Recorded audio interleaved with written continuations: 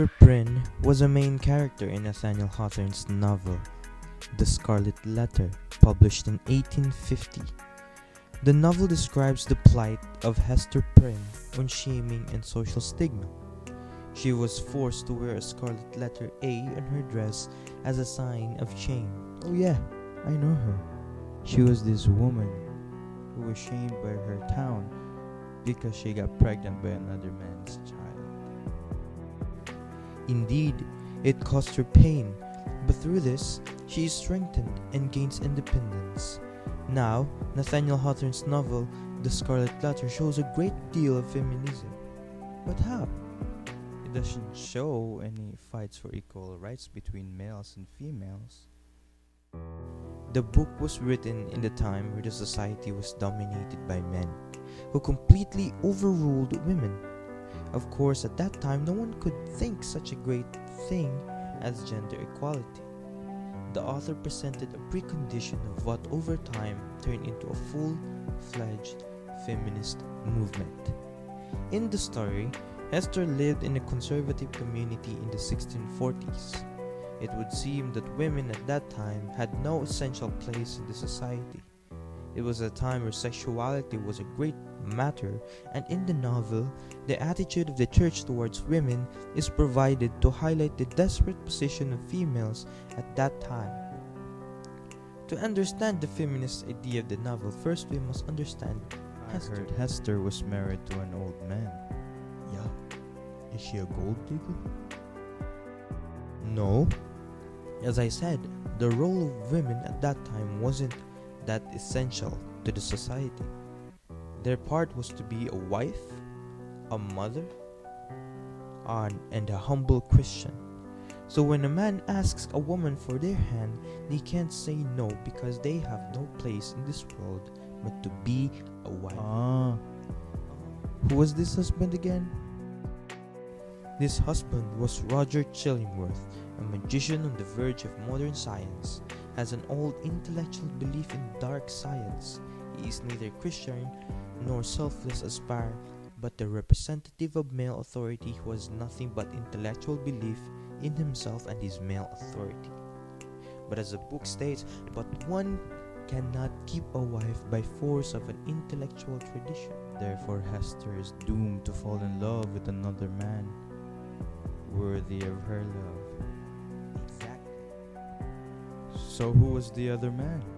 It was Arthur Dimmesdale, a minister in their town. Hester fell in love with him. Hester then had an affair with Dimmesdale, the leader of their community. After that, Hester bore a child. This affair is soon exposed and condemned by the entire society. Being a reverend, Arthur Dimmesdale feared that the people would know about his child, but Hester loved him so much that is why she decided to keep it a secret. Dimmesdale was tormented by his sin and weakness. Then what does that tell us? It only tells that Hester is a strong woman, strong enough to accept and admit her actions, honorable enough to show her devotion to the people she loves, but the public wouldn't accept any sins in their town.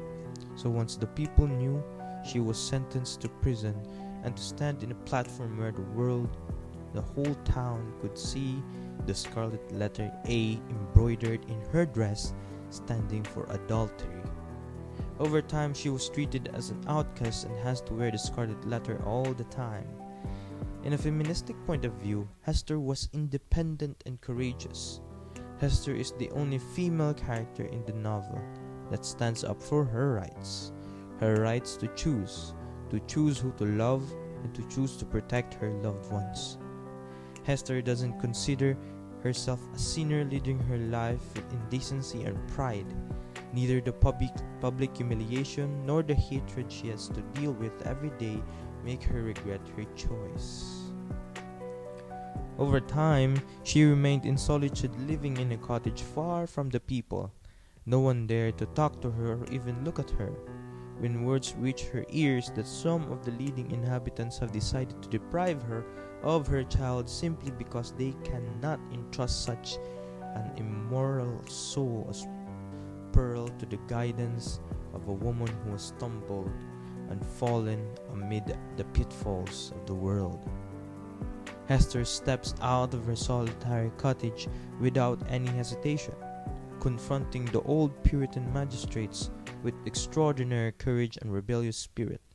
She has long been isolated from her fellow human beings, and she is very conscious that it is an unequal match between the Puritan magistrates and herself, but she wins her indefeasible rights to take care of her own baby. I can see Hester was quite a rebellious girl.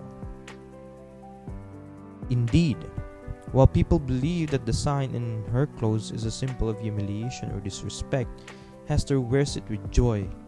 This is a symbol of Hester's struggle for her own happiness and freedom.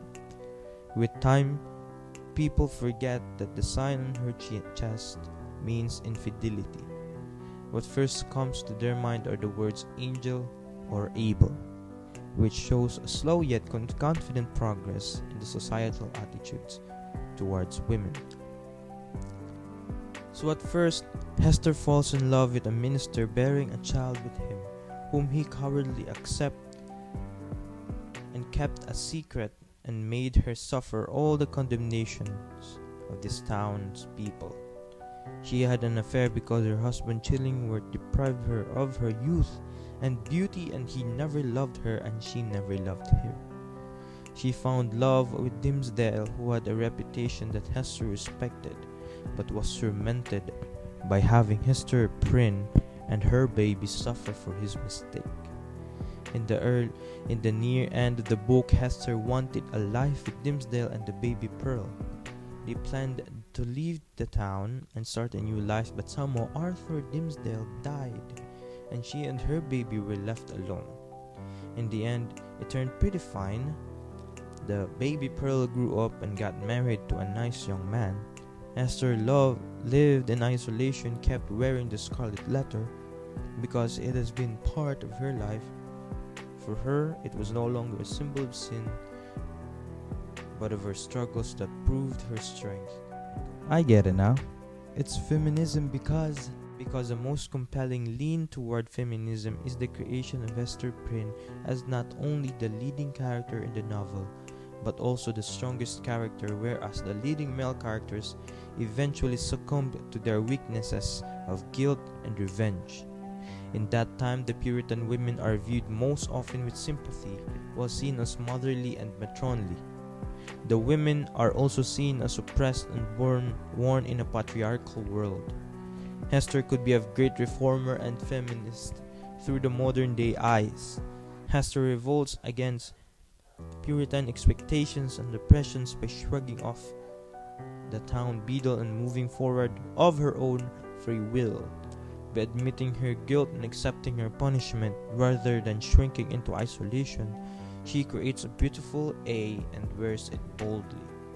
Rather than complaining about her punishment, by confessing her sin and accepting her punishment, Hester can move forward with a strong voice, while Dimmesdale suffers from guilt and Chillingworth suffers from revenge. At the end of the last paragraph, Hester becomes strong and moves forward, but the male characters have much different outcome. Dimmesdale and Chillingworth suffer greatly under punishments they bring on themselves. In the Scarlet Letter, Hawthorne takes a wholly original step of fashioning a fallen woman, a dark heroine who stands in sharp contrast to the so-called learned, virtuous males. Feminism may not have existed when the book released, but it inspired the feminist movement. I get it now. So Hester was a sinner at the beginning and the feminist exemplar at the end. Cool.